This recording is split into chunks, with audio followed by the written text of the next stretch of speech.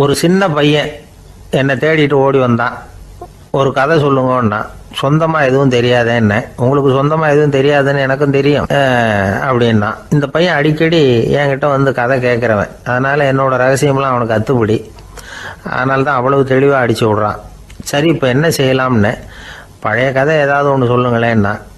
உனக்கு கிருஷ்ணதேவராயரை தெரியுமான்னு. அவர்கிட்ட நேரில் பழக்கம் இல்லை, ஆனால் அவரை பற்றி புஸ்தகத்தில் படிச்சிருக்கேன்னா. சரி, இவன்கிட்ட மேற்கொண்டு பேச்சு கொடுத்தா நம்மளை ஒரு மாதிரி ஆக்கி விடுவான் அப்படிங்கிறத யூகம் பண்ணிட்டு அவனை உட்கார வச்சு கடைசி வரைக்கும் குறுக்க பேசக்கூடாது அப்படின்னு ஒரு கண்டிஷனையும் போட்டுட்டு அந்த கதையை சொன்னேன். ஒரு சமயம் கிருஷ்ணதேவராயர் சமஸ்தானத்துக்கு ஒரு பெரிய வித்வான் வந்து சேர்ந்தாராம். என்னோட போட்டி போடுறதுக்கு இந்த ஊரில் யாராவது இருக்கீங்களா அப்படின்னு சவால் விட்டாராம். அந்த ஊரில் இருந்த பெரிய பெரிய வித்வான்லாம் இது ஏதுடா வம்பா போச்சுன்னு நினைக்க ஆரம்பிச்சிட்டாங்க. யாரும் அந்த ஆளோட போட்டி போடுறதுக்கு தயாராக இல்லை. எல்லாரும் நடுங்கிக்கிட்டு இருக்கிறாங்க. அந்த நேரத்தில் ஒருத்தன் மட்டும் தைரியமாக முன்னுக்கு வந்தான். அது யாருன்னா தெனாலிராமன். அந்த சமஸ்தானத்தில் விகட கவி அவன். என்ன அனுப்புங்க போட்டிக்கு, நான் ஜெயிச்சு காட்டுறேன்னா.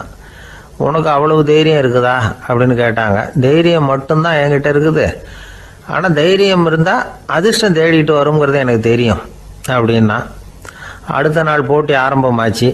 அந்த பெரிய வித்வான் வந்து நின்னார். தெனாலிராமன் எதிரில் வந்து நின்னான். அந்த வித்வான் ஒரு விரலை காட்டினார். தெனாலிராமன் பதிலுக்கு 2 விரலை காட்டினான். வித்வான் 3 விரலை காட்டினார். இவன் உடனே 4 விரலை காட்டினான். உடனே 5 விரலை காட்டினார் அவர். தெனாலிராமன் உடனே தன்னுடைய கை முஷ்டியை காட்டினான், கையை மூடி காட்டினான். அவ்வளோதான். அந்த பெரிய வித்வான் கிருஷ்ணதேவராயர் காலில் விழுந்தார். நான் தோத்துட்டேன், என் தோல்வியை ஒத்துக்கிறேன் அப்படின்னு சொல்லிவிட்டார். கிருஷ்ணதேவராயர் அவரை தனியாக அழைச்சிட்டு போய் என்ன நடந்ததுன்னு விசாரித்தார். அந்த வித்வான் விளக்கம் கொடுத்தார். ஆண்டவன் ஒருவன் தான் உண்டுங்கிறத விளக்கிறதுக்காக நான் ஒரு விரலை காட்டினேன். அப்படி இல்லை, சக்தியை சேர்த்தா சக்தி சிவன் 2 பேர் உண்டுன்னு உங்கள் வித்வான் 2 விரலை காட்டினார். மூர்த்திகள் 3 பேருங்கிறதுக்காக நான் 3 விரலை காட்டினேன். வேதங்கள் 4ன்னு சொல்லி ஒரு 4 விரலை காட்டினார். பஞ்சபூதங்கள் 5ன்னு நான் 5 விரலை காட்டினேன். அதையெல்லாம் அடக்கி ஆளணும்னு சொல்லி அவர் கையை மூடி உறுதியாக காட்டினார். அடடா, உங்கள் வித்வானுக்கு எப்பேற்பட்ட அறிவு, அவர் தான் ஜெயிச்சார், நான் தோத்துட்டேன் அப்படின்னார் அவர். அப்படி சொல்லிவிட்டு அவர் போயிட்டார். அதுக்கப்புறம் தெனாலிராமனை கூப்பிட்டு என்னப்பா நடந்தது அப்படின்னு கேட்டாராம். அதுக்கு தெனாலிராமன் விளக்கம் கொடுத்துருக்குறான். அவன் முதல்ல என்னை கொன்னுடுவேன்னு அந்த வித்வான் ஒரு விரலை காட்டினான்.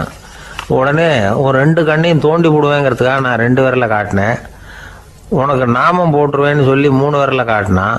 அதை அழிச்சிருவேன்னு 4 விரலை காட்டினேன். உன்னை அரைஞ்சிருவேன்னு அவன் 5 விரலை காட்டினான். நான் உங்களை குத்தி போடுவேன்னு சொல்லி கையை மூடி காட்டினேன் அப்படின்னா.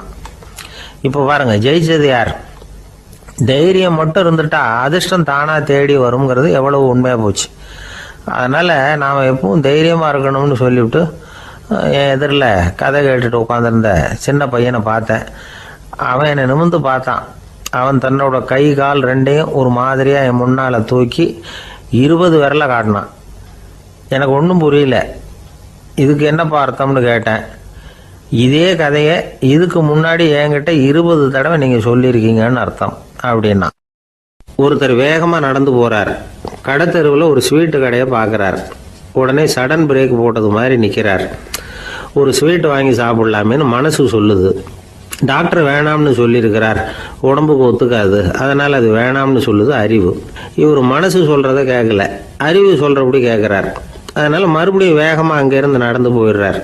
அவர் நல்ல மனுஷன். மனுஷனுக்கு அறிவும் இருக்குது, உணர்ச்சியும் இருக்குது. எதுக்கு எடுத்தாலும் உணர்ச்சி வசப்பட்டுக்கிட்டு இருக்கக்கூடாது, அறிவு வசத்தில் நாம் இருக்கணும். அப்போ தான் நாம் நல்லபடியாக வாழ முடியும். இல்லைன்னா அவஸ்தை தான். மகாபாரதத்தில் சந்தனுன்னு சொல்லி ஒரு அரசன் வர்றான். அவன் ஒரு சமயம் அறிவு வசப்படாமல் உணர்ச்சி வசப்படுறான். அதாவது ஒரு நாள் கங்கை கரையில் ஒரு அழகான பொண்ணை பார்க்குறான். இவனுடைய மனசு அவகிட்ட போயிடுது. அவளை வந்து கல்யாணம் பண்ணிக்கிறதுக்கு ஆசைப்படுறான். அந்த பொண்ணு சரின்னு சம்மதிக்கிறா.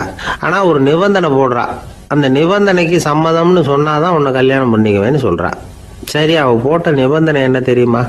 இது மாதிரி, நான் உங்கள் மனசு புண்படுற மாதிரி எந்த காரியம் பண்ணாலும் நீங்கள் என்ன ஏன்னு கேட்கக்கூடாது, நான் செய்கிற காரியத்தை தடுக்கவும் கூடாது. அப்படி நீங்கள் செஞ்சால் அடுத்த கணமே நான் உங்களை பிரிஞ்சு போயிடுவேன். இதுதான் அந்த பொண்ணு போட்ட நிபந்தனை. சந்தன அரசன் இந்த நிபந்தனையை வந்து ஒத்துக்கலாமா? இதை அறிவுபூர்வமாக யோசிச்சிருந்தா இதுக்கு கட்டுப்பட்டுருக்க மாட்டான். இந்த நிபந்தனைக்கு நான் சம்மதிக்க மாட்டேன்னு தான் சொல்லியிருக்கணும். ஆனால் அவன் அந்த நேரத்தில் உணர்ச்சி வசத்தில் இருந்தான். அதனால் நீ என்ன சொன்னாலும் சரின்னு ஒத்துக்கிட்டான். அதில் கல்யாணம் பண்ணிக்கிட்டான். இதனால் என்ன ஆச்சு? 7 பச்சை இளம் குழந்தைகளை பிறந்த உடனே அவள் கங்கையில் தூக்கி எறிஞ்சி கொல்லக்கூடிய கோர காட்சியை இவன் ஒன்று பின்னாடி ஒன்றா பார்க்க வேண்டியதாக போச்சு. கடைசியில் 8வது குழந்தை பிறந்ததுன்னா அவனுடைய அறிவு மேலோங்குது. அந்த கொடிய செயலை தடுத்து நிறுத்துறான். அந்த 8வது குழந்தை தான் பின்னாடி பீஷ்மர் ஆகிறார். ஒரு பக்தி பிரசங்கத்தில் ஒரு பேச்சாளர் இந்த விஷயத்தை சொல்லிவிட்டு இன்னொரு விஷயமும் சொன்னார். அது என்னன்னா, சந்துனு மன்னன் அறிவுக்கும் உணர்ச்சிக்கும் நடுவில் அகப்பட்டு தவிச்சதுனால அவன் வம்சத்தில் வந்த கௌரவர்கள் உணர்ச்சி வசப்பட்டாங்க, பாண்டவர்கள் அறிவு வசப்பட்டாங்க அப்படின்னு சொன்னார். மனுஷனுக்கு உணர்ச்சியை விட அறிவு மேலோங்கி இருக்கணுங்கிறது சரிதான். ஆனால் அந்த அறிவை எப்படி உபயோகப்படுத்துகிறோங்கிறது முக்கியம்.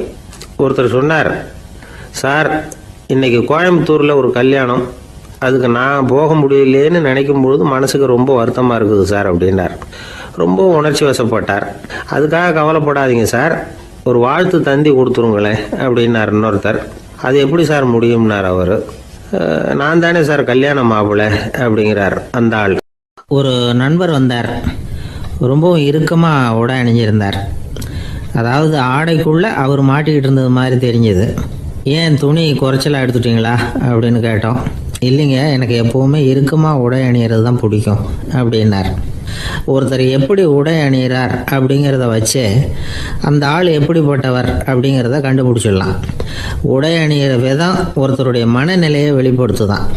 இப்போ இறுக்கமான உடை அணிகிறவங்க பொதுவாக மன நிம்மதி இல்லாதவங்களாக இருப்பாங்களாம், கோபக்காரங்களாக இருப்பாங்களாம். ரொம்ப தொலைதொலைப்பாக ஆடை அணிகிறவங்க இருக்கிறாங்கல்ல, அவங்கெல்லாம் அமைதியான ஆளாக இருப்பாங்களாம், சாந்தமாக இருப்பாங்களாம். இவங்கெல்லாம் போராடுறதுக்கு சரியாக வரமாட்டாங்களாம். இப்படி ஒரு கணிப்பு இருக்குது. அதனால தான் போர் வீரர்களுக்கெல்லாம் இறுக்கமான உடையை தான் கொடுக்கறது வழக்கம். ஆனால் சன்னியாசிகளை பாருங்கள், அவங்களுக்கெல்லாம் ரொம்ப தொலை உடைகள் தான். அவங்கெல்லாம் டைட் பேண்ட் போட்டுக்கிட்டு நிற்க மாட்டாங்க சன்னியாசிகள்லாம். அதே மாதிரி சன்னியாசிகள்லாம் காவி உடையை தேர்ந்தெடுக்கிறதுக்கும் காரணம் உண்டு. பல ஆண்டுகள் சோதனை செஞ்சு பார்த்துட்டு தான் சன்னியாசத்துக்கு காவி தான் சரி அப்படின்னு முடிவு பண்ணியிருக்கிறாங்க. இப்போ பௌதீக விஞ்ஞானப்படியும் அதுதான் சரி. அதாவது சூரிய ஒளியில் 7 வண்ணங்கள் உண்டு. ஒரு பொருள் மேலே அது விழும்பொழுது அந்த பொருள் நமக்கு சிவப்பாக தெரிஞ்சதுன்னா அந்த பொருள் சிவப்பை தவிர மற்ற எல்லா நிற கதிர்களையும் உள்வாங்கிக்கிட்டு சிவப்பு நிறத்தை மட்டும் வெளியில் விடுது. அதாவது விலக்கி விடுது. அதனால தான் அந்த பொருள் சிவப்பாக தெரியுது. உடல் ஆரோக்கியத்துக்கு ஓரளவு சிவப்பு தேவைப்படுது. அதனால தான் காவி உடை அணிஞ்சால் சூரிய ஒளி ஓரளவு சிவப்பை விலக்கிவிடும். அதாவது சிவப்பின் பலனும் கிடைக்கும், இந்த சிவப்பின் கெடுதலும் இல்லை அப்படின்னு யோசனை பண்ணாங்க. காவி உதய வேளையின் நிறம். கீழ் வானத்தில் கதிர் உதிக்கிற வேளையில் முதல் ஒளி தோன்றுகிற நேரத்தில் காவி நிறம் தான் கசியும். தியானம் செய்கிறப்போ முதல்ல காணக்கூடிய ஒளி காவி நிறம் தான். தியானத்தின் உச்ச நிலையின் நிறம் நீலம். தியானம் காவி நிறத்தில் ஆரம்பமாகி நீல நிறத்தில் நிறைவடைகிறது அப்படிங்கிறார் ஓஷோ. நீலம் தியான சிகரம், காவி தியான ஆரம்ப குறியீடு, ஒரு சன்னியாசியின் ஆரம்ப தரிசனம் அப்படிங்கிறார் அவர். ஒருத்தர் நாள் பூரா காவி உடையே அணிஞ்சிருந்தா அந்த நிறம் அவருக்கு தியானத்தை பற்றிய நினைவை ஊட்டிக்கிட்டே இருக்கும். இப்படியே ஆடைக்கும் தியானத்துக்கும் இடையில ஒரு தொடர் ஏற்படுது. ஒரு துறவியின் உள்ளார்ந்த பண்பாக அது மாறுது. கடை வீதியில் ஒரு பொருள் வாங்க போகிறோம், அது மறந்துடக்கூடாதுங்கிறதுக்காக ஞாபகம் முடிச்சு போட்டுக்கிறோம். அந்த முடிச்சுக்கும் பொருளுக்கும் தொடர்பு இல்லை. ஆனால் கடை வீதிக்கு போன உடனே அந்த முடிச்சு அந்த பொருளை ஞாபகப்படுத்துது. அதாவது அந்த முடிச்சு ஒரு தொடர்பு அம்சமாக அமையுது. அது மாதிரி தான் காவி உடையும். ஒரு துறவி நடக்கும் பொழுது, சாப்பிடும் பொழுது, குளிக்கும் பொழுது அவருடைய காவி உடை அவருக்கு ஞாபகப்படுத்திக்கிட்டே இருக்கும். அது ஒரு நிலைப்படுத்தப்பட்ட நினைவாக ஞாபக முடிச்சாக மாறிடுது. காவி ஆடை இல்லைன்னா ஒருத்தரால் துறவியாக முடியாதுன்னு அர்த்தம் இல்லை. அதே நேரத்தில் காவி ஆடையால் ஒன்றும் பிரயோஜனம் இல்லை, அதில் ஒன்றும் அர்த்தம் இல்லை அப்படின்னு சொல்லிட முடியாது. இதுதான் உண்மை. இவ்வளவு தூரம் காவி ஆடையை பற்றி சொல்கிறதுனால எல்லாரும் சன்னியாசியாக போடுங்க அப்படின்னு நாம் சொல்கிறதாக யாரும் நினச்சிடக்கூடாது. மனசுக்கும் நிறத்துக்கும் உள்ள சம்பந்தத்தை தெரிஞ்சுக்கிறதுக்காக தான் இவ்வளவும். நமக்கு தெரிஞ்ச நண்பர் ஒருத்தர் இருக்கிறார், ஆஃபீஸில் வேலை பார்க்குறவர். ஒவ்வொரு மாதமும் 20ஆம் தேதிக்கு பிறகு அவரை போய் பார்த்தீங்கன்னா காவி உடை அணிஞ்சிக்கிட்டு, கண்ணை மூடிக்கிட்டு, கை ரெண்டையும் விரித்து வச்சுக்கிட்டு தியானத்திலேயே உட்காந்துருப்பார். ஏன் இப்படி பண்ணுறீங்கன்னு கேட்டேன். அதாவது 20ஆம் தேதிக்கு பிறகு என் கையில் ஒரு பைசா கூட கிடையாது, ஒரு சன்னியாசி லெவலில் இருக்கிறேன், என்கிட்ட எதுவும் செலவுக்கு கேட்காத அப்படின்னு என் மனைவிக்கு நான் சூக்காக உணர்த்துறதுக்காக அப்படி உட்காந்துருப்பேன் அப்படின்னு விளக்கம் கொடுக்குறார் அவர். ஒரு சராசரி மனிதனுடைய இயல்பு என்ன? இன்பம் வந்தால் துள்ளி குதிப்பான், துன்பம் வந்தால் சோர்ந்து போய் ஒரு மூலையில் உட்காந்துருவான். இவன் தான் சராசரி மனிதன். ஆனால் ஒருத்தன் இன்பம் வந்தால் அதுக்காக மகிழ்ச்சி அடையிறதில்ல, துன்பம் வந்தால் அதுக்காக சோர்ந்து போகிறதில்ல அப்படின்னு வச்சுக்கோங்க. அப்படி இருந்தால் அவன் சாதாரண ஆள் கிடையாது. ஒரு ஊரில் ஒரு ஞானி இருந்தார். அவரை தேடிட்டு ஒரு பெரியவர் வந்தார். ஐயா, ஞானத்தில் சிறந்த ஞானம் எது அப்படின்னு கேட்டாராம். இதுக்கு அந்த ஞானி என்ன பதில் சொன்னார் தெரியுமா? இன்பத்தினால மகிழ்ச்சி அடையாமலும் துன்பத்தினால சோர்வு அடையாமலும் இருக்கிறது தான் அந்த ஞானம், பெரிய ஞானம் அப்படின்னாராம். சரி சுவாமி, அப்படிப்பட்ட ஞானம் உங்களுக்கு எப்படி வந்ததுன்னு கேட்டிருக்காரு இவர். அதை நான் ஒரு கழுதைகிட்ட இருந்து கற்றுக்கிட்டேன் அப்படின்னாராம் அவர். இவருக்கு ஒன்றும் புரியல, ஒரு மாதிரியாக முழிச்சிருக்கிறார். இதை அவர் புரிஞ்சுக்கிட்டார். நீங்கள் நாளைக்கு காலையில் நம்முடைய ஆசிரமத்துக்கு வாங்க, புரிய வைக்கிறேன்னாராம். சரின்னு அவர் போயிட்டார். மறுநாள் காலையில் ஆசிரமத்துக்கு வந்து சேர்ந்தார். ஞானி அவரை கூப்பிட்டு உட்கார வச்சார். வாங்க, வந்து இப்படி உட்காருங்க, கொஞ்ச நேரத்தில் இந்த வழியாக ஒரு கழுதை போகும், அதை கவனித்து பாருங்கன்னாராம். இவருக்கு இன்னமும் ஒன்றும் புரியாமல் போச்சு, ஒரே குழப்பம். இருந்தாலும் அந்த ஞானி சொன்னது மாதிரியே உட்காந்துருக்கிறார். கொஞ்ச நேரத்தில் அந்த வழியாக ஒரு கழுதை போச்சு. அது முதுக நிறைய அழுக்கு மூட்டைகள், அதை சுமந்துக்கிட்டு போகுது. ஒரு சலவை தொழிலாளி அதை ஓட்டிகிட்டு போகிறார். கொஞ்சம் தூரத்தில் ஒரு ஆறு இருக்குது. அங்கே போய் துணியெல்லாம் சுத்தப்படுத்திக்கிட்டு சாயந்தரமாக திரும்பி இந்த வழியாகவே வருவாங்க. ஞானி சொன்னது மாதிரியே இந்த பெரியவர் அழுக்கு மூட்டையை சுமந்துக்கிட்டு போகிற அந்த கழுதையை கவனித்தார். கழுதை போயிட்டுது. அதுக்கப்புறம் ஞானியை திரும்பி பார்த்தார். இப்போ அந்த ஞானி சொன்னார், சாயந்தரம் வரைக்கும் நீங்கள் இங்கேயே இருக்கணும்னார். அதே மாதிரி இவர் இருந்தார். சாயந்தரமாக அந்த ஞானி சொன்னார், ஐயா, இப்போ கொஞ்ச நேரத்தில் அந்த கழுதை இந்த வழியாக திரும்பி வரும், அதையும் கவனித்து பாருங்கன்னார். இவரும் கவனித்து பார்க்குறார். கழுதை வந்தது. அது முதுகில் சலவை செய்யப்பட்ட துணி மூட்டை, அது பாட்டுக்கு சுமந்துக்கிட்டு போய்கிட்டு இருக்குது. பெரியவருக்கு ஒன்றும் புரியல, பொறுமை இழந்துட்டார். சரி சுவாமி, இந்த கழுதைக்கும் உங்கள் ஞானத்துக்கும் என்ன சம்பந்தம் அப்படின்னார். இப்போ அந்த ஞானி விளக்கினார். ஐயா, இந்த கழுதை இதே மாதிரி தினமும் காலையில் அழுக்கு மூட்டைகளை சுமந்துக்கிட்டு ஆற்றுக்கு போகுது, மாலையில் வெண்மையான சுத்தமான துணிகளை சுமந்துக்கிட்டு திரும்பி ஊருக்கு போகுது. காலையில் இது போகும்பொழுது முதுகில் அழுக்கு மூட்டைகளை சுமந்துக்கிட்டு போகிறோமேங்கிற வருத்தமும் அதுக்கு கிடையாது. சாயந்தரம் திரும்பி வரும்பொழுது சுத்தமான துணிகளை சுமந்துக்கிட்டு வர்றோமேங்கிற மகிழ்ச்சியும் அதுக்கு இல்லை. இதை பார்த்து தான் நான் அது மாதிரி ஞானத்தை கற்றுக்கிட்டேன் அப்படின்னாராம். அதனால் யார் கற்றுக் கொடுக்குறாங்க அப்படிங்கிறத விட எதை கற்றுக்கிறோம் அப்படிங்கிறது தான் முக்கியம். ஒரு சினிமா பார்க்குறோம், ஒரு அருவி கொட்டுறது மாதிரி காட்சி வருது, தண்ணீர் வழியுது. படம் முடிஞ்சதும் பார்த்தீங்கன்னா அந்த திரை என்ன நனைஞ்சு போயா இருக்கும். ஒரு தீப்பிடிச்சு எரியிற காட்சியே சினிமாவில் பார்க்குறீங்க, காட்சி முடிஞ்சதும் அந்த வெண் திரையே கருகி போயா இருக்கும். படத்தில் வர்ற தண்ணீரும் நெருப்பும் அந்த திரையை பாதிக்கிறது இல்லை. நாம் அந்த திரை மாதிரி இருக்கிறதுக்கு கற்றுக்கணுமா. அந்த பக்குவம் வந்துவிட்டதுன்னா இன்பமும் துன்பமும் நம்ம எதுவும் செய்யாது. ஒரு சினிமாவை பார்க்குற வரைக்கும் சிரிக்கலாம், அழலாம். பார்த்துட்டு வெளியில் வரும்பொழுது அழுதுகிட்டே வரக்கூடாது. ஒருத்தர் வந்தார், அப்படி படம் முடிஞ்சு வெளியில் வரும்பொழுது அருவி மாதிரி கண்ணீர் சிந்திக்கிட்டே வரார். ஏன் சார் படம் அவ்வளவு சோகமா அப்படின்னு கேட்டார். இன்னொருத்தர், இல்லை சார், கூட்டம் ரொம்ப குறைச்சல் சார், மொத்தம் படம் பார்க்க வந்தவங்களே 15 பேர் தான் சார் அப்படின்னார் கண்ணீரை தொடச்சிக்கிட்டே. அதுக்கு நீங்கள் ஏன் சார் அழறீங்கன்னு கேட்டார் அவர். இந்த படத்தோட தயாரிப்பாளரே நான் தான் சார் அப்படின்னாரா இவர். ஒரு நீதிமன்றம், அங்கே ஒரு கொலை வழக்கு சம்பந்தமாக விசாரணை நடந்துக்கிட்டு இருக்குது. அந்த வழக்கறிஞர் ரொம்ப தீவிரமாக வாதாடிக்கிட்டு இருக்கிறார். தன்னுடைய கட்சிக்காரர் நிரபராதிங்கிறது அவருக்கு நல்லா தெரியும். அதனால தான் அவர் சார்பாக வாதாடுறதுக்கே ஒத்துக்கிட்டார். அப்படி அவர் மும்முரமாக வாதாடிக்கிட்டு இருக்கிற சமயத்தில் அவசரமாக தந்தி ஒன்று வந்து சேர்ந்தது. அதை வாங்கி படித்து பார்த்தார். அதுக்கப்புறம் அதை மடித்து தன்னுடைய கோட்டு பையில் வச்சுக்கிட்டு தொடர்ந்து வாதாட ஆரம்பிச்சிட்டார். பேசி முடித்தார். அதுக்கப்புறம் அங்கே கோர்ட்டில் இருந்த சக வக்கீல்கள் அவர்கிட்ட வந்தாங்க. தந்தி ஒன்று வந்ததே, என்ன விஷயம் அப்படின்னு விசாரித்தாங்களாம். அப்போ அவர் சொல்லியிருக்கிறார், ஊரில் சிகிச்சைக்காக போயிருந்த என்னுடைய மனைவி இறந்து போனதாக தந்தி வந்திருக்குது அப்படின்னாராம். மற்ற வக்கீல்களுக்கு அதிர்ச்சி. என்னங்க இது, மனைவி இறந்ததை விட கேஸு முக்கியமாக உங்களுக்கு அப்படின்னு கேட்டிருக்கிறாங்க. இறந்து போன என் மனைவி மறுபடியும் திரும்பி வர போகிறதில்ல, ஆனால் என்னுடைய கட்சிக்காரர் ஒரு கொலை வழக்கில் மாட்டிக்கிட்டார், அவரும் நிரபராதி, அவர் உசுரை நான் காப்பாற்ற வேணாமா, இதுதான் என்னுடைய கடமை அப்படின்னாராம். இப்படி இவர் சொன்னதும் எல்லாரும் அப்படியே திகைச்சு போய் நின்றுட்டாங்களாம். சரி, கடமைக்கு முக்கியத்துவம் கொடுத்த அந்த வழக்கறிஞர் யார் தெரியுமா?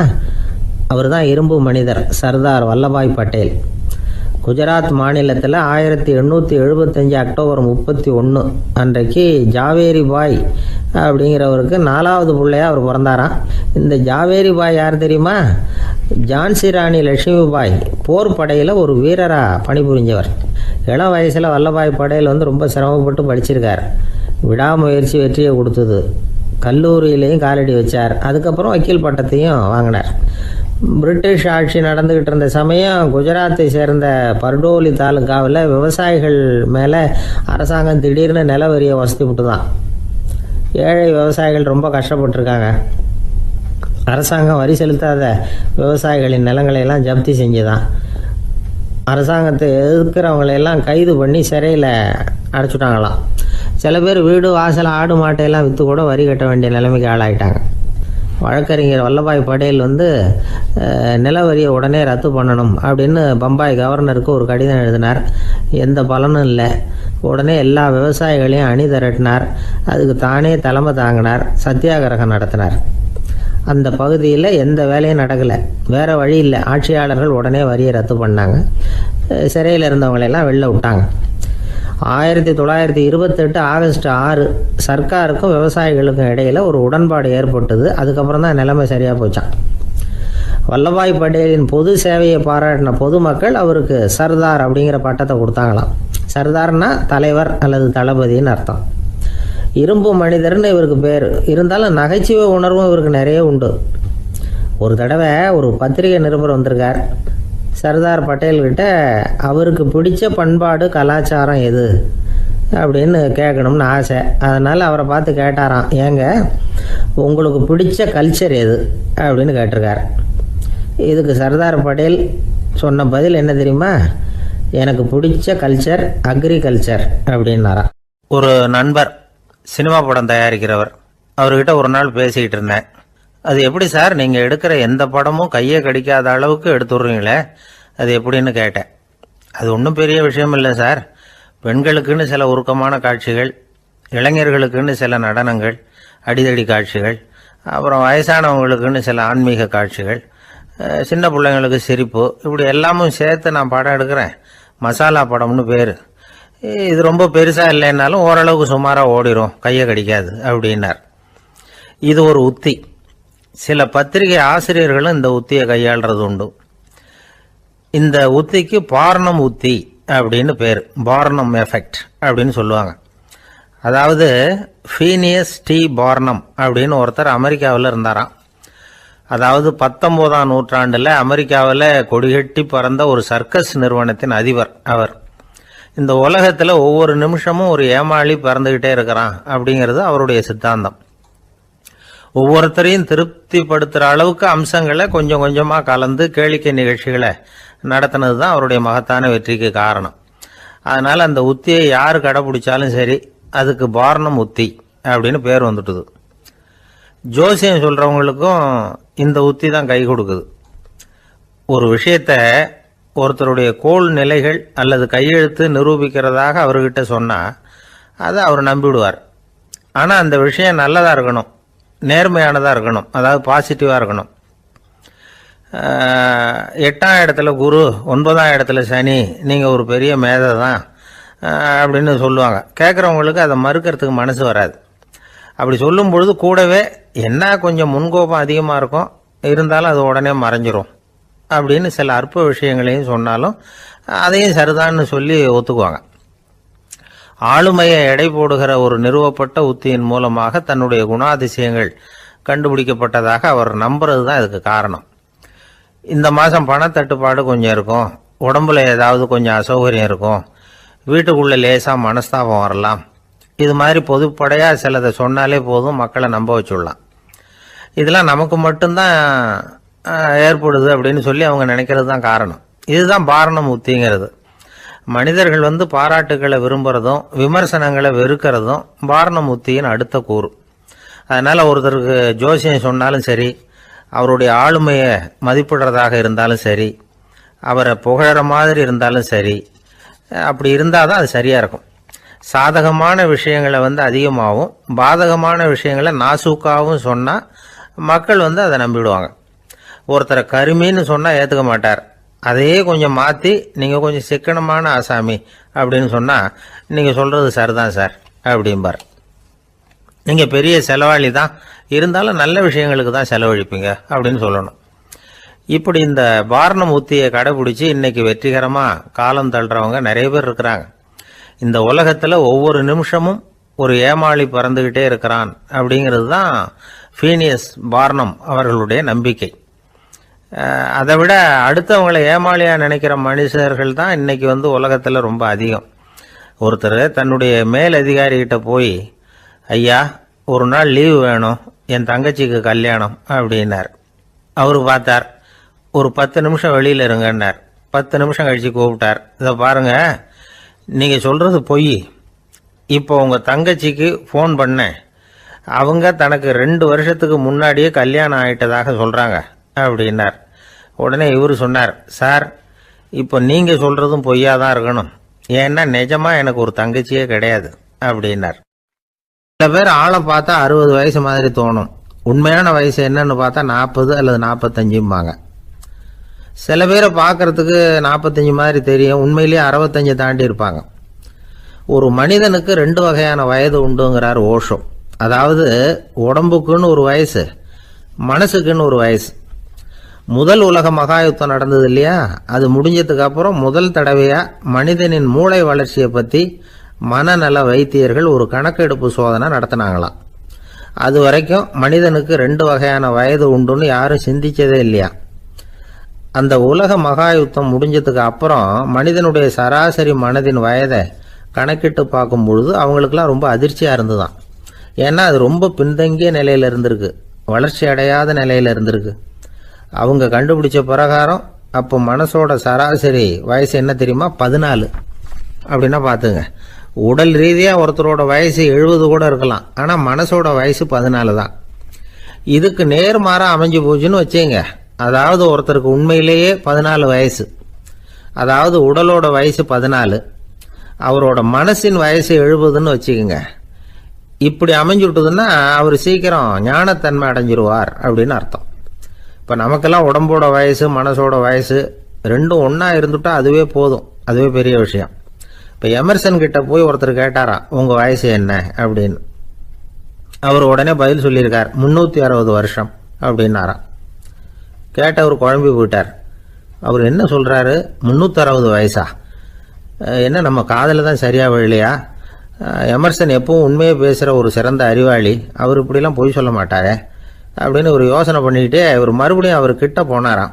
ஐயா நீங்கள் சொன்னது சரியாக என் காதில் விழலை, அதனால் மறுபடியும் கேட்குறேன், உங்கள் வயசு என்ன அப்படின்னாராம். எமர்சன் மறுபடியும் சொல்லியிருக்கிறார் 360 வருஷம்னு.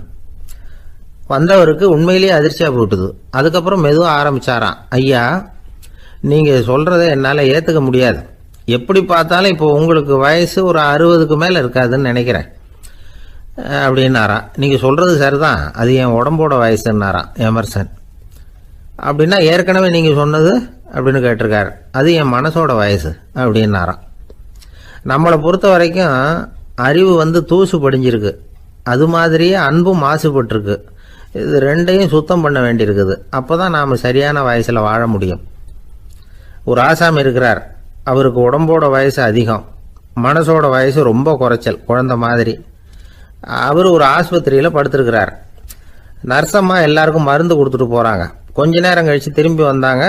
அப்போ இவர் அந்த அம்மாவை கூப்பிட்டு சொல்கிறார், இதை பாருங்கள் சிஸ்டர், நீங்கள் எல்லாருக்கும் சின்ன சின்ன மாத்திரையாக கொடுத்துட்டு எனக்கு மட்டும் நீளமான மாத்திரையாக கொடுத்துட்டீங்க, முழுங்கிறதுக்கு ரொம்ப கஷ்டமாக போச்சு, இனிமேல் எனக்கும் சின்ன மாத்திரையாக கொடுங்க சிஸ்டர் அப்படின்னாராம். அந்த அம்மா உடனே அதிர்ச்சி ஆகி தலையில் அடிச்சுக்கிட்டாங்களாம். நான் கஷ்டப்பட்டு மாத்திரையை முழுங்கினத்துக்கு நீங்கள் ஏமா தலையில் தட்டிக்கிறீங்க அப்படின்னு கேட்டிருக்காரு இவர். இதுக்கு அவங்க சொல்லியிருக்கிறாங்க, நான் உங்களுக்கு கொடுத்துட்டு போனது மாத்திரை இல்லைங்க, அது தெர்மாமீட்டர் அப்படின்னாங்களாம். ஒருத்தர் ஓடி வந்தார், இன்னொருத்தரை பார்த்து, சார் உங்கள் சைக்கிளை ஒரு நாள் இரவல் கொடுங்களேன், பக்கத்து ஊருக்கு போயிட்டு வர வேண்டியிருக்கு அப்படின்னார். இவர் சைக்கிளை கொடுத்து பத்திரமா கொண்டுட்டு போங்கன்னார். சார் இதை பத்திரமா கொண்டு போகிறேன், கவலையே வேணாம், ஏன்னா இது உங்களோட சைக்கிள் அப்படின்னு நான் நினைக்கல, என்னோட சைக்கிளாக நினைக்கிறேன் அப்படின்னார். அதுக்கப்புறம் தான் இவருக்கு உண்மையாகவே பயம் வந்துட்டுது. ஏன்னா அவர் சொன்னது மாதிரி அதை தன்னோட சைக்கிளாவே நினைச்சு தள்ளிட்டு போட்டா என்ன பண்றது? எது எதை நம்முடையதா நினைக்கணுங்கிறதுக்கு ஒரு வரையறை இருக்கு. சில பேர் ஆபீஸையே வீடா நினைச்சு விடுறது உண்டு. அப்படிப்பட்டவங்க கூட வீட்டை ஆபீஸா நினைக்கிறது இல்லை. ஏன்னா வீட்டில் இவர் ஆபீஸரா நடந்துக்க முடியறதில்ல. இதெல்லாம் ஒரு பக்கம் இருக்கட்டும். இப்போ விஷயத்துக்கு வருவோம். பொறியியல் மேதை டாக்டர் விஸ்வேஸ்வரய்யா இருந்தார் இல்லையா, பாரத ரத்னா விருதெல்லாம் கொடுத்தாங்களே. ஆபீஸ் வேலை வேற, சொந்த வேலை வேற அப்படிங்கிறதுக்கு ஒரு உதாரணமா இருந்தவர் அவர். மைசூர் மகாராஜா கிட்ட திவானா இருந்தார். அவர் ஒரு நாள் அரசாங்க வேலை காரணமா வெளியூர் போயிருந்தார். ஹாசன்கிற ஊருக்கு பக்கத்துல ஒரு பயண மாளிகை, அங்க தங்கிவிட்டார். ராத்திரி அங்க தங்கி இருந்துட்டு விடிஞ்சதும் ஊருக்கு திரும்புறதாக திட்டம். ராத்திரி தூங்குறதுக்கு ரொம்ப நேரம் ஆயிட்டுது. ரொம்ப நேரம் வரைக்கும் அரசாங்க சம்பந்தப்பட்ட வேலைகளையே பார்த்துக்கிட்டு இருக்கிறார். அரசாங்க ஃபைல்கள் நிறைய இருந்தது. அதையெல்லாம் ஒவ்வொன்றா எடுத்தார், படித்து பார்த்தார், பரிசீலனை பண்ணார். அதில் எழுத வேண்டியதை எழுதினார், கையெழுத்து போட்டார். ஒரு வழியாக அந்த வேலையெல்லாம் முடிஞ்சுது. அதுக்கப்புறம் என்ன பண்ணார்னா, தன்னுடைய சூட்கேஸை திறந்தார். அதிலிருந்து 2 மெழுகுவத்தியை எடுத்து கொளுத்தி வச்சார். அந்த பயண மாளிகையில் அது வரைக்கும் எரிஞ்சுக்கிட்டு இருந்த மின்சார விளக்குகளை அணைச்சுட்டார். அதுக்கு பிறகு அந்த மெழுகுவத்தி வெளிச்சத்தில் சில புத்தகங்களை தொடர்ந்து படிக்க ஆரம்பிச்சிட்டார். அந்த பயண மாளிகையில் பணியாளராக இருந்தவர் இதை பார்த்துட்டு ஓடி வந்தார்.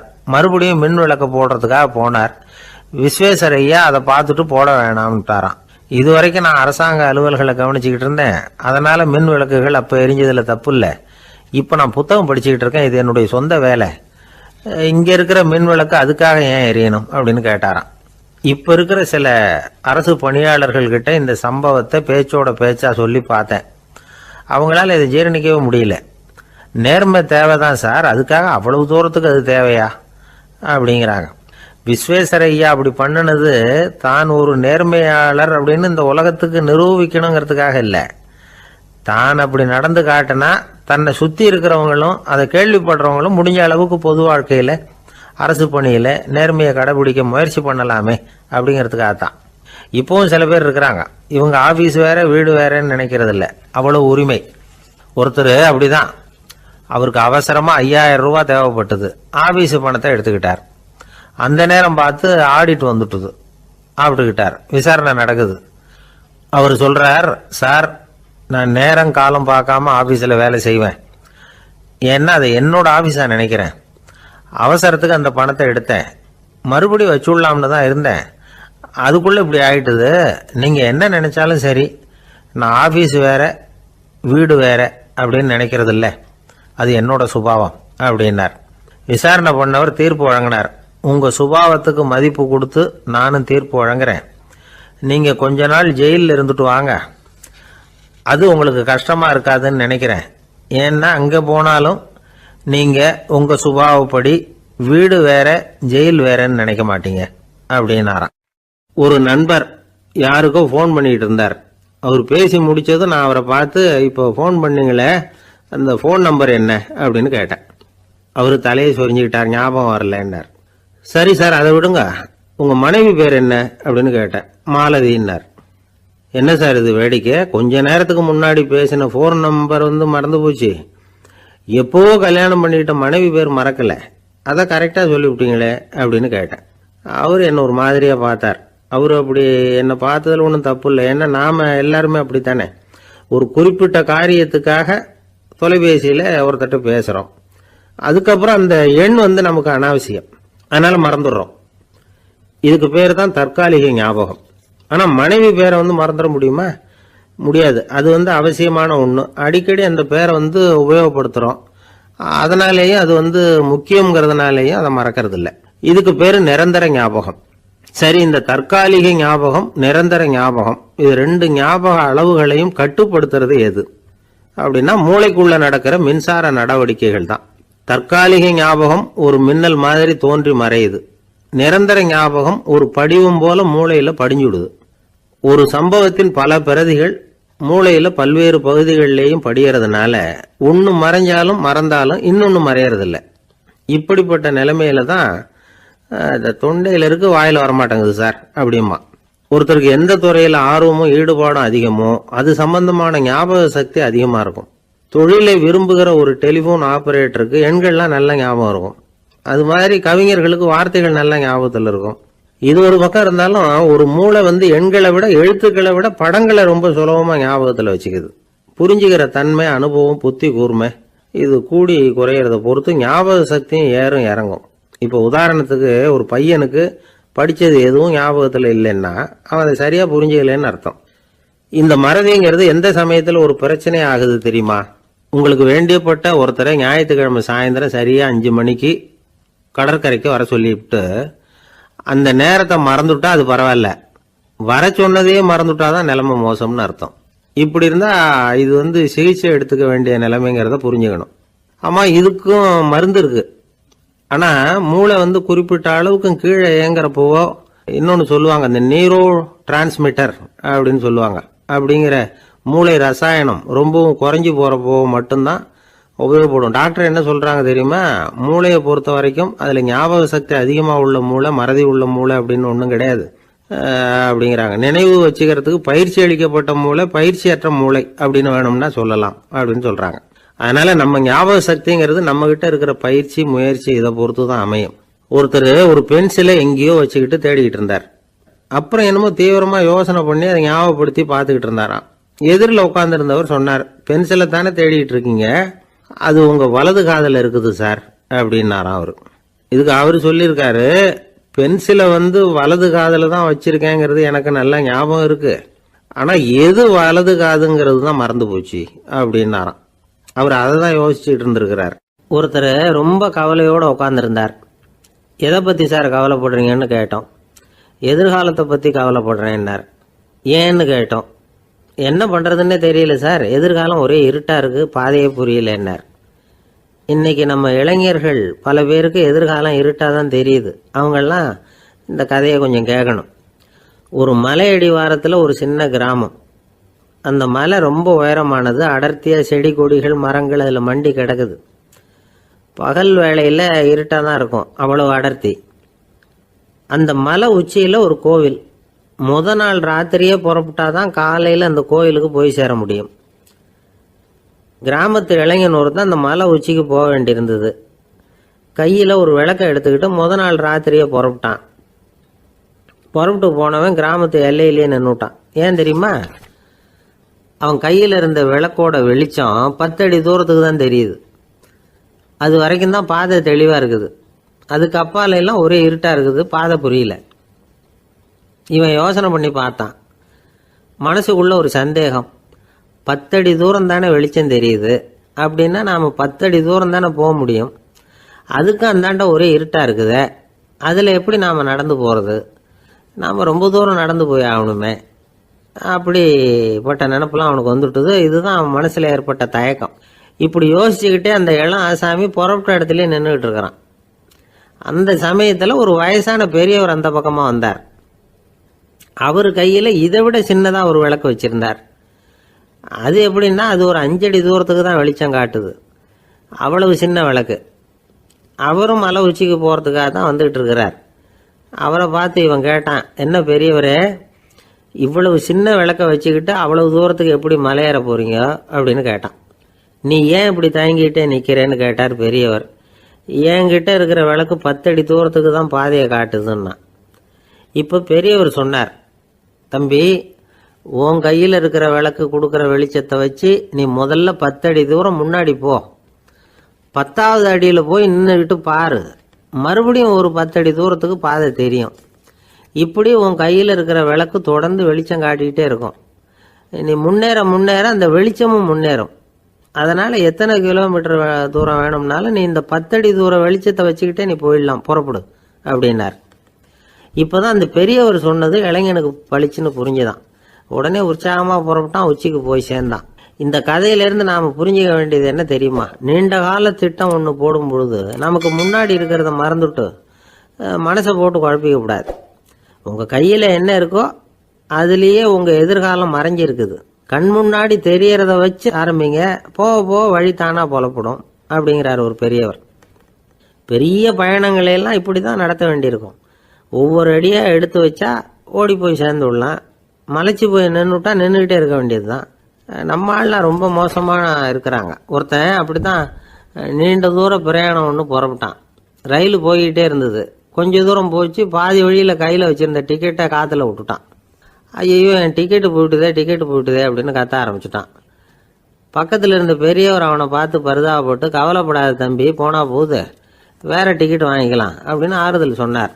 அதுக்கு அவன் சொல்கிறான், சார், நான் அதுக்காக அழலை, அந்த டிக்கெட்டு கிடைச்சா தானே நான் எந்த ஊருக்கு போகணுங்கிறது எனக்கு தெரியும் அப்படிங்கிறான். ஒரு அம்மா, அவங்களுக்கு 35 வயசு இருக்கும், குடும்பத்தில் எந்த கஷ்டமும் இல்லை, இருந்தாலும் காரணம் இல்லாமல் பிள்ளைங்க பேரில் கோவப்படுறது, எரிஞ்சு விடுறது அவங்க வழக்கம். பிள்ளைங்க அழும், உடனே அவங்க மனசும் சங்கடப்படும். இன்னொரு அம்மா, நல்ல வேலையில் இருக்கிறவங்க, வாரத்துக்கு ஒரு தடவையாவது தலைவலி வந்துடும். இவங்களுக்கெல்லாம் உடம்புல எந்த கோளாறும் இல்லை, மனசு மட்டும் சரியாக இருக்காது, தூக்க மாத்திரை கையில் வச்சுருப்பாங்க. 30-35 வயசுடைய பெண்களுக்கு சர்வசாதாரணமாக காணப்படுகிற மனக்கோளாறு இது. இதுக்கு பேர் மனவாட்டம், டிப்ரெஷன், மனமடிவு அப்படின்னு சொல்லலாம். இந்த நோய்க்கு அறிகுறி என்ன தெரியுமா?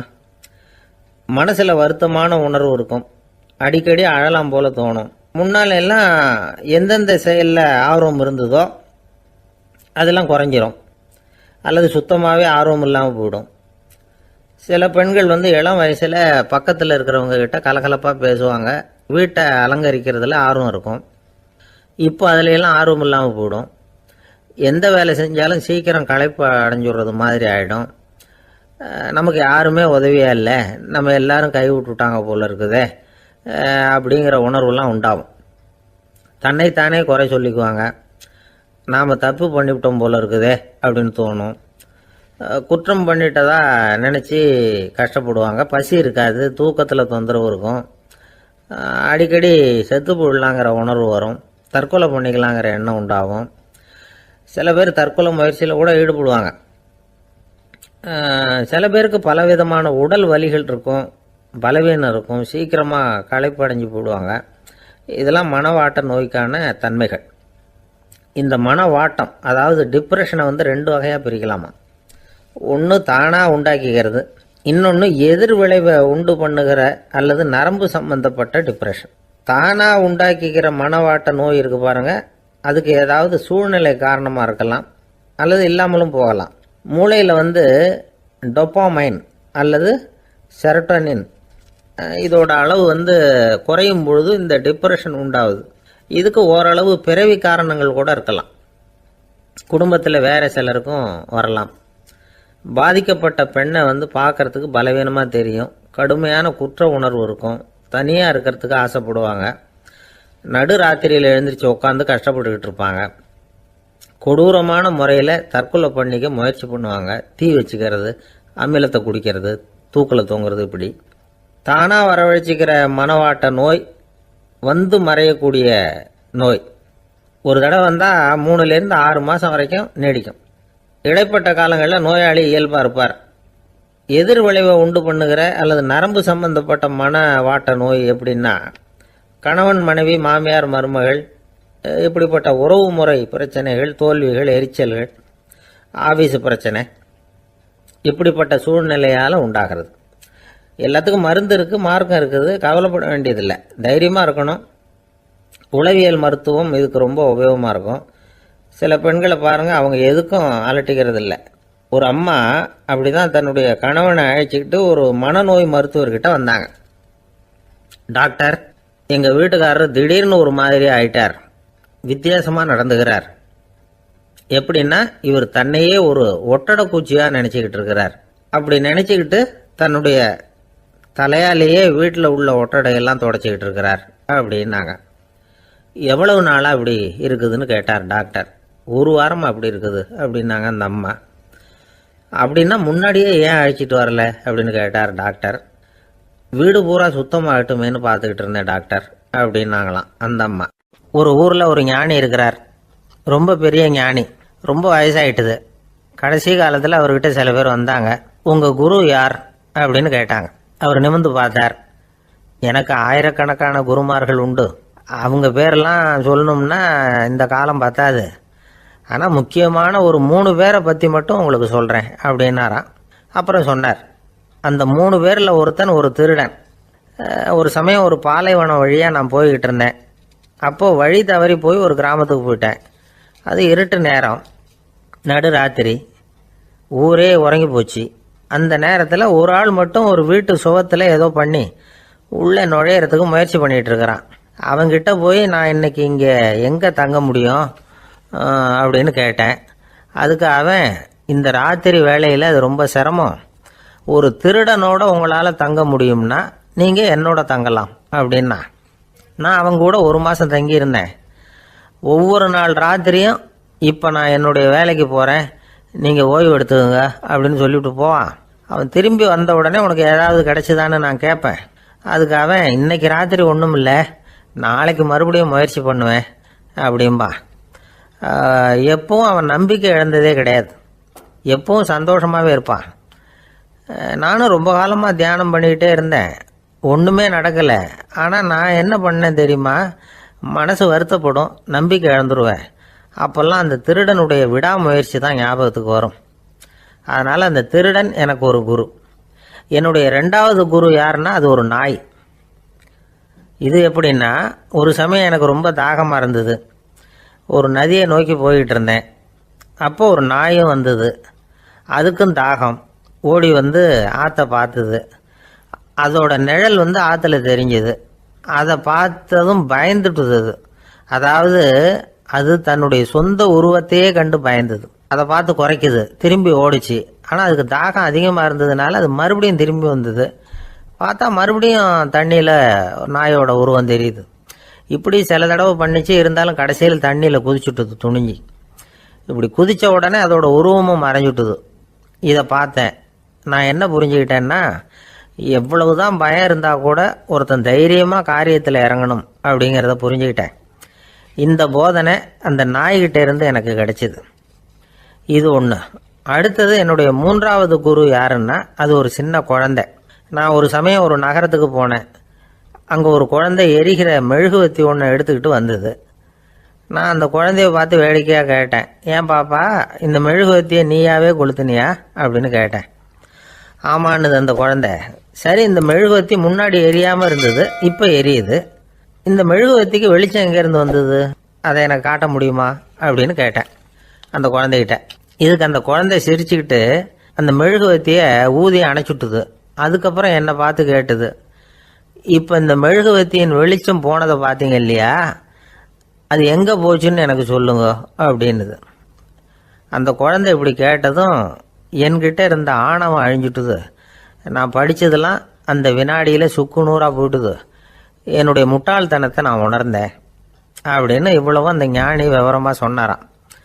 அதனால் நாம் இன்னார்கிட்டே இருந்து தான் இதை கற்றுக்கணுங்கிறது இல்லை, யாருக்கிட்டே இருந்தும் எதையும் கற்றுக்கலாம். நம்மால் ஒருத்தன் ஒரு நாய் வளர்த்துக்கிட்டு இருந்தான். அந்த நாய்க்கு வால் கிடையாது, யாரோ ஏற்கனவே வெட்டி எடுத்துட்டாங்க. இந்த நாய் தான் சார் எனக்கு குரு, அதுகிட்டே இருந்து கூட நான் பாடம் கற்றுக்கிட்டு இருக்கிறேன் அப்படின்னா. அப்படி என்ன கற்றுக்கிட்டேன் இந்த வால் இல்லாத நாய்கிட்டே இருந்து அப்படின்னு கேட்டோம். நாம் யாருக்கிட்டையும் வாலாட்டக்கூடாது அப்படிங்கிற பாடத்தை அதுகிட்டே இருந்து தான் நான் கற்றுக்கிட்டேன் அப்படின்னா. இந்த உலகத்தில் எவ்வளவோ உயிரினங்கள் இருக்குது, ஒவ்வொன்றும் ஒவ்வொரு விதமாக சண்டை போடுது. இப்போ 2 மாடு சண்டை போட்டுக்குதுன்னு வச்சுங்க, என்ன பண்ணும், 2 முட்டிக்கும். அதுக்கு சண்டை போடுறதுக்கு ஆயுதமாக உபயோகப்படுறது அதோட கொம்பு. 2 சேவல் சண்டை போட்டுக்குதுன்னு வச்சுங்க, அதுக்கு ஆயுதமாக உபயோகப்படுறது அதோட கால் நகம். காலால் தான் அது ஒன்றோட ஒன்று சண்டை போட்டுக்கும். ஆனால் 2 மனுஷன் சண்டை போட்டுக்கிறான்னு வச்சுங்க, இவன் இன்னதை தான் ஆயுதமாக உபயோகப்படுத்துவான்னு குறிப்பிட்டு சொல்ல முடியாது. கல்லை எடுப்பான், கத்தியை எடுப்பான், துப்பாக்கி எடுப்பான், என்ன வேணாலும் பண்ணுவான். வாயால் திட்டுவான், கையால் அடிப்பான், காலால் உதைப்பான், சகலகலாக வல்லவன். விலங்குகள்லாம் பொதுவாக வாயை சாப்பிட்றதுக்கு மட்டும்தான் உபயோகப்படுத்துது. ஆனால் இவனுக்கு சாப்பிட்றதுக்கும் அதுதான், சாப்பிட்டு விட்டு திட்டுறதுக்கும் அதுதான். ஆனால் ஒரு விஷயத்தில் மட்டும் கெட்டிக்கிறேன். அதாவது நாம் சண்டை போட்டுக்கிட்டாலும் பரவாயில்லை, கோழிகள் சண்டை போடாமல் இருக்கணும் அப்படின்னு ஆசைப்படுறான். எதுக்காக? கோழிகள் சண்டை போடாமல் இருந்தால் நிறைய முட்டைகள் போடுமா, அதுக்காக தான் இந்த அக்கறை. கோழி பண்ணை வச்சிருக்கிறவங்களுக்கு இது ஒரு பெரிய பிரச்சனை. அதாவது பண்ணையில் இருக்கிற கோழிகளுக்குள்ளே அடிக்கடி சண்டை வந்துடும், அதனால் முட்டை உற்பத்தி குறைஞ்சிரும். சரி, இதுக்கு என்ன பண்ணுறது? பண்ணையில் போய் உட்காந்துக்கிட்டு தினமும் பஞ்சாயத்து பேசிகிட்டு இருக்க முடியுமா? அமெரிக்காவில் கோழி பண்ணை வச்சுருக்கிற ஒருத்தர் இதை பற்றி யோசனை பண்ணி பார்த்தாராம். ஒரு வழியையும் கண்டுபிடிச்சிருக்கார். கோழிக்கெல்லாம் மூக்கு கண்ணாடி மாட்டி விட்டுட்டோம்னா அது சண்டை போடுற குணம் குறைஞ்சிரும், முட்டை அதிகமாகிடும். அந்த கண்ணாடியில் உள்ள லென்ஸு சிவப்பு நிறத்தில் இருக்கணும், அவ்வளவுதான் அப்படின்னு அவர் கண்டுபிடிச்சாராம். இது ஏற்கனவே நடைமுறையில் கண்டுபிடிக்கப்பட்ட ஒரு விஷயம். ஆனால் எல்லா கோழிக்கும் சிவப்பு மூக்கு கண்ணாடி எப்படி மாட்டி விடுறது? அப்படியே மாட்டி விட்டாலும் அது நழுவாமல் இருக்கணுமே. இப்போ நாமெல்லாம் நடு விரலால் மூக்கு கண்ணாடி நடுவில் தொட்டு அப்படி ஸ்டைலாக சரி பண்ணிக்கிறோம். அது மாதிரி கோழி எப்படி சரி பண்ணிக்கும்? இதுதான் பிரச்சனை. இதுக்கு அவர் என்ன வழி கண்டுபிடிச்சாருன்னா, கோழிக்கெல்லாம் மூக்கு கண்ணாடிக்கு பதிலாக விழியொட்டு வில்லைகள், கான்டாக்ட் லென்ஸ், அதை பொருத்தி விட்டா என்ன அப்படின்னு யோசனை பண்ணார். அதே மாதிரி பண்ணார். அதே மாதிரி செஞ்சு பார்த்தார், வெற்றி. அதுக்கப்புறம் கோழியெல்லாம் சண்டை போட்டுக்கலையாம், சமாதான பிரியர்கள் ஆகிட்டு தான். கோழிகளுக்கு இயல்பாகவே சண்டை போடுற குணம் உண்டு. ஆனால் அதோட கண்ணுக்கு பார்க்குற பொருள்லாம் ரோஜா நிறத்துலையோ அல்லது இன்னும் சொல்ல போனால் அழுத்தமான சிவப்பு நிறத்துலையோ தெரிஞ்சதுன்னா சண்டை போடுற குணம் குறைஞ்சிருதான். அந்த சமயத்தில் அது அதிகமாகவும் முட்டையிட ஆரம்பிச்சுடுதான். அதே நேரத்தில் இறை எடுக்கிறத கூட குறைச்சிக்குதான். இது ஏன் இப்படி பண்ணுதுங்கிறது விஞ்ஞானிகளுக்கு இன்னமும் புரியலையா. எப்படியோ அமெரிக்க கோழிகள்லாம் கான்டாக்ட் லென்ஸ் பொருத்திக்க ஆரம்பித்தாச்சு.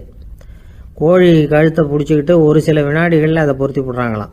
கோழியோட ஆயுள் பூரா அது அப்படியே இருக்குமா. பண்ணையில் முட்டை உற்பத்தி குறைஞ்சா இது மாதிரி விஞ்ஞானபூர்வமாக பரிகாரம் தேடுறது தான் நல்லது. நமக்கு வேண்டியப்பட்ட ஒருத்தர், அவர் ஒரு கோழி பண்ணை வச்சுருந்தார். அந்த பண்ணையில் பாதி கோழி திடீர்னு செத்து போச்சு. உடனே ஒரு கால்நடை மருத்துவர்கிட்ட போக வேண்டியது தானே. அங்கே போகல. உள்ளூரில் மந்திரம் பண்ணிகிட்டு இருந்த ஒரு சாமியார்கிட்ட போனார். அவர் காலில் விழுந்தார். சாமி, என் பண்ணையில் பாதி கோழி செத்து போட்டுதுன்னார். சாமியார் யோசனை பண்ணார். சரி, பண்ணையில் வாசப்படி கிழக்கு பக்கமாக வச்சுருக்கியா மேற்கு பக்கமாக வச்சுருக்கியான்னு கேட்டார். கிழக்கு பக்கமாக இருக்குன்னார் அவர். அதுதான் தப்பு, மேற்கு பக்கமாக அதை மாற்று, சரியாக போடும்னாராம். அதே போல் இவர் போய் மாற்றிவிட்டார். அப்பவும் பாதி செத்து போச்சு. மறுபடியும் சொன்னார், சாமி மறுபடியும் பாதி கோழி செத்து போட்டுதேன்னார். சரி, கூரை எப்படி போட்டிருக்க, ஓடு போட்டிருக்கியா இல்லை கீத்து போட்டிருக்கியான்னார். ஓடு போட்டிருக்கேன்னாராம் அவர். அதுதான் தப்பு, கீத்து போட்டுரும், சரியாக போடும்னாராம். சரின்னு போய் அதையும் மாற்றி பார்த்தார். மறுபடியும் போயிட்டுது, கோழி செத்து போச்சு. வந்தார். மறுபடியும் பாதி செத்து போச்சு சாமின்னு வந்தார். இவரும் யோசனையை மாற்றி மாற்றி சொல்லிகிட்டே இருக்கிறார். இப்படி அவரும் மாற்றி மாற்றி பார்த்தார். 6வது தடவையாக அவரை தேடிட்டு வந்தார். அந்த சமயத்தில் இவர் ரொம்ப தீவிரமாக யோசனை பண்ணி பார்த்துட்டு, அது சரிப்பா, நீயே என்கிட்ட சளைக்காமல் வந்துக்கிட்டு இருக்கிற, நானும் யோசனை சொல்லிகிட்டு இருக்கேன். இப்போவும் உங்ககிட்ட சொல்கிறதுக்கு என்கிட்ட யோசனை நிறையா இருக்குது. ஆனால் சோதிக்கிறதுக்கு உங்ககிட்ட கோழி இல்லையே, என்ன பண்ணுறது அப்படின்னாராம் இவர். ஒரு ஊரில் ஒரு பெரிய ஞானி இருந்தார். அவர் படுக்கையில் இருந்தார். இன்னும் கொஞ்ச நேரம்தான் அவர் இந்த உலகத்தில் இருக்க போகிறார். அவரை சுற்றி ஏகப்பட்ட கூட்டம். ஏற்கனவே அவருடைய உபதேசங்களை கேட்டவங்க பல பேர் அவரை சுற்றி நிற்கிறாங்க. அந்த ஞானி மெதுவாக கண்ணை திறந்து பார்க்குறார். எல்லாரும் அவருடைய கடைசி வார்த்தையை கேட்கறதுக்காக அவளோட காத்துக்கிட்டு இருக்கிறாங்க. அந்த ஞானி மெதுவாக பேச ஆரம்பித்தார். நான் என்னுடைய வாழ்நாள் பூராவும் உங்களுக்கு நிறைய போதனைகள் சொல்லிக்கிட்டு இருக்கிறேன். பேரானந்தம், மகிழ்ச்சி, தியானத்தன்மை, இதை பற்றியெல்லாம் சொல்லியிருக்கிறேன். இப்போ நான் வேற ஒரு கரைக்கு போய்கிட்டு இருக்கிறேன். நான் இனிமேல் இந்த கரையில் இருக்க மாட்டேன். நீங்கள் நான் சொன்னதையெல்லாம் கேட்டீங்க, ஆனால் எதையும் நீங்கள் நடைமுறைப்படுத்தி பார்க்கல. எல்லாம் கேட்டதோடு சரி, அதோட விட்டுவிட்டீங்க. அப்புறம் அதை தள்ளி போட்டுக்கிட்டே வந்துட்டீங்க.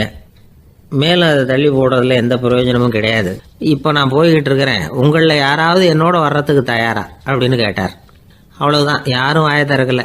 ஒரே மௌனம், சத்தமே இல்லை. ஒருத்தர் பார்த்துக்கிட்டே நிற்கிறாங்க. அந்த கூட்டத்தில் ஒரு ஆள் அந்த ஞானி கூடவே 40 வருஷத்துக்கு மேலே இருந்திருக்கிறான். அவனும் வாயை திறக்காமல் இன்னொருத்தன் முகத்தை பார்த்துக்கிட்டே நிற்கிறான். இந்த சமயத்தில் பின்னாடி நின்றுக்கிட்டு இருந்த ஒருத்தன் கையை தூக்கினான். ஞானி அவனை பார்த்தார். சரி, ஒருத்தனுக்காவது நம்மோட வர்றதுக்கு தைரியம் இருக்குது அப்படின்னு நினச்சார். ஆனால் அந்த ஆள் என்ன சொன்னான் தெரியுமா? ஐயா, நீங்கள் கேட்குறப்போ நான் உடனே எழுந்திருக்கல, கையை மட்டும்தான் தூக்கினேன். என்ன காரணம்னா, நான் எப்படி அடுத்த கரைக்கு சேர்றதுங்கிறது தெரிஞ்சுக்கிறதுக்காக தான். அந்த விவரத்தை மட்டும் இப்போ உங்ககிட்ட இருந்து நான் தெரிஞ்சுக்க ஆசைப்படுறேன். ஏன்னா இப்போ நான் உங்கள் கூட வர்றதுக்கு தயாராக இல்லை. எவ்வளவோ காரியங்களை நான் இன்னும் இங்கே முடிக்க வேண்டி இருக்குது. வீட்டுக்கு ஒரு விருந்தினர் வந்திருக்கிறார். என்னுடைய இளைய மகனுக்கு கல்யாணம் பண்ணி வைக்கணும். அதனால் இன்றைக்கி உங்கள் கூட வர முடியாது. அது மட்டும் இல்லை, இப்போ உங்கள் கூட அடுத்த கரைக்கு வந்தால் திரும்பி வர முடியாதுன்னு வேறு சொல்கிறீங்க. அதனால் இப்போ நான் வரல. இன்னொரு நாள் நிச்சயமாக நான் வர்றேங்க, உங்களை சந்திக்கிறேன். அதனால் இப்போ நீங்கள் இன்னொரு தடவை எங்களுக்கு விளக்கமாக சொல்லணும். ஏற்கனவே பல தடவை சொல்லியிருக்கிறீங்க. தயவு பண்ணி இப்போ ஒரு தடவை சொன்னீங்கன்னா சௌகரியமாக இருக்கும். அந்த அடுத்த கரையை அடையிறது எப்படி? இப்போ ஒரு தடவை அதை விளக்கமாக சொல்லிட்டீங்கன்னா நல்லா ஞாபகப்படுத்திக்குவேன். அது சரியான சமயம் வர்றப்போ இது எனக்கு உதவியாக இருக்கும் அப்படின்னு நானும். ஆனால் உண்மை என்ன தெரியுமா, அந்த சரியான சமயம் வரவே இல்லை அப்படிங்கிறது தான் உண்மை. இப்படி அந்த கதை முடியும். இந்த கதை அந்த ஒரு ஆளுக்கு மட்டும் இல்லை, கிட்டத்தட்ட எல்லாருக்குமே அது பொருந்தும் அப்படிங்கிறாங்க விவரம் தெரிஞ்சவங்க. எல்லாருமே அந்த சரியான தருணத்துக்காக தான் காத்துக்கிட்டு இருக்கிறாங்களாம். அதுக்காக ஜோசியம் பார்க்குறாங்க, கைரேகை பார்க்குறாங்க, நாளைக்கு என்ன நடக்குங்கிற ஆவலில் எல்லாரும் காத்துக்கிட்டு இருக்கிறாங்க. ஆனால் அந்த ஒரு நாள் ஒருபோதும் வரப்போகிறதில்ல. நீங்கள் தள்ளி போடுறதுக்காக பல அர்த்தமில்லாத காரணங்களை தேடுறீங்க அப்படிங்கிறார் ஒரு ஞானி. காத்திருக்கிறதுலேயே நம்ம காலம் ஓடி போயிடுது. ஏன்னா இன்னைக்கு நாம் சிந்திக்கிறது நாளைக்கு நாம் சிந்திக்கிறது இல்லை. ஒவ்வொரு நாளும் ஒவ்வொரு மாதிரி போயிடுது. நாளைக்கு மறுநாளை பற்றியே சிந்திக்கிறோம். இப்படியே அது பாட்டுக்கு போயிடும். கரையை தொட்டு பார்க்குறது எப்போ, இதுதான் கேள்வி. நமக்கு வேண்டியப்பட்ட ஒருத்தர் ஒரு ரயில்வே பிளாட்ஃபாரத்தில் நின்றுட்டு இருக்கிறார். அங்கே இருக்கிறவங்க கிட்ட கேட்குறாராம், விசாரிக்கிறார், ஏங்க கிழக்க போகிற ரயில் போயிட்டுதுங்களான்னாராம். போயிட்டுதுன்னு இருக்கிறாங்க. கொஞ்ச நேரம் கழிச்சு ஏங்க மேற்க போகிற ரயில் போயிட்டுதுங்களான்னு கேட்டிருக்காரு. போயிட்டுதுங்களான் இருக்காங்க. அப்புறம் கொஞ்ச நேரம் கழிச்சு மறுபடியும் ஏங்க 10:30 மணி வண்டி போயிட்டுதான்னு கேட்டிருக்காரு. தொடர்ந்து காலையிலேருந்து சாயந்தரம் வரைக்கும் இப்படி ஒரே இடத்துல நின்றுட்டு கேட்டுக்கிட்டே இருக்கிறார். இதை பார்த்துக்கிட்டு இருந்த ஒருத்தர் அவர்கிட்ட ஏங்க நீங்கள் எங்கே போகணும் அப்படின்னு கேட்டாராம். இவர் மெதுவாக சொன்னாராம், இந்த ரயில்வே லைனை தாண்டி அந்த பக்கம் போகணும் அப்படின்னாராம். ஆஃபீஸில் வேலை பார்க்குற ஒருத்தர் வந்தார். பேசாமல் ஒரு 10 நாள் லீவு போட்டுடலாமா பார்க்குறேன் அப்படின்னார். ஏன்னு கேட்டோம். என்னுடைய மேலதிகாரி ஒரு முசுடு சார், அவர்கிட்ட வேலை பார்க்குறது ரொம்ப கஷ்டமாக இருக்குது அப்படின்னார். ஆஃபீஸில் வேலை பார்க்குறவங்கெல்லாம் ஒரு விஷயத்தை நல்லா ஞாபகத்தில் வச்சுக்கணும். மேலதிகாரிங்கிறவர் ஒரு பெரிய மகான் இல்லை, அவரும் ஒரு மானிட பிறவி தான். சராசரி மனுஷனுக்குள்ள பலம் பலவீனம் ரெண்டும் அவருக்கும் உண்டு.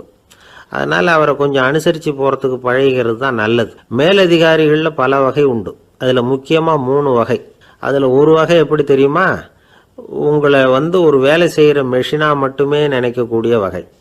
இவங்கள்லாம் எப்படின்னா, எங்கேயாவது வெளியூர் போயிருந்தா கூட அங்கேருந்து ஃபோன் பண்ணுவாங்க, அந்த வேலை என்னாச்சு, இந்த வேலை என்னாச்சு அப்படின்னு. இவங்களுக்கெல்லாம் உங்கள் நலனை பற்றியோ உங்கள் குடும்பத்தை பற்றியோ அக்கறை இருக்காது. நீங்கள் சொல்கிற யோசனை எதுவும் இவங்ககிட்ட எடுபடாது. கொடுத்த வேலையை பாரு, நீ எனக்கு புத்தி சொல்ல வேணாம் அப்படிம்பாங்க.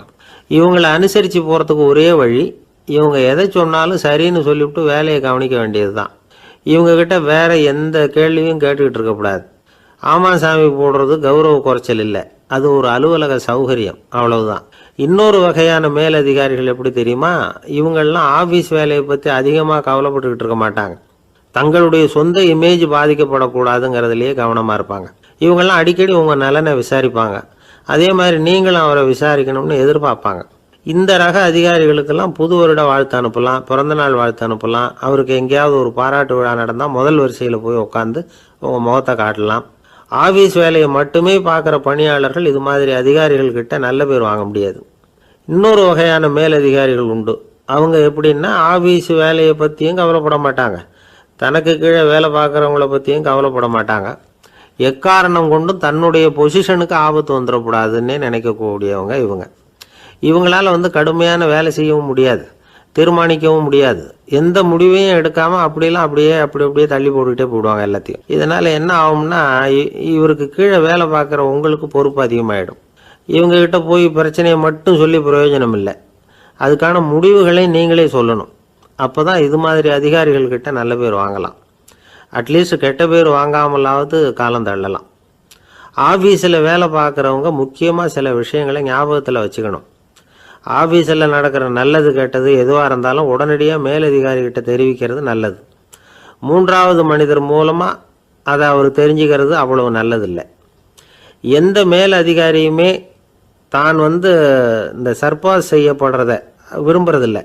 அதனால் அவருக்கு தெரியாமல் மேலிடத்துக்கு மணி எழுதி போடக்கூடாது. அப்படி எழுதி போடுறவங்க சில பேர் இருக்கிறாங்க. நீங்களும் உங்கள் மேலதிகாரியும் தொழில் ரீதியாக ஒரே படிப்பு படித்தவராக இருக்கலாம்.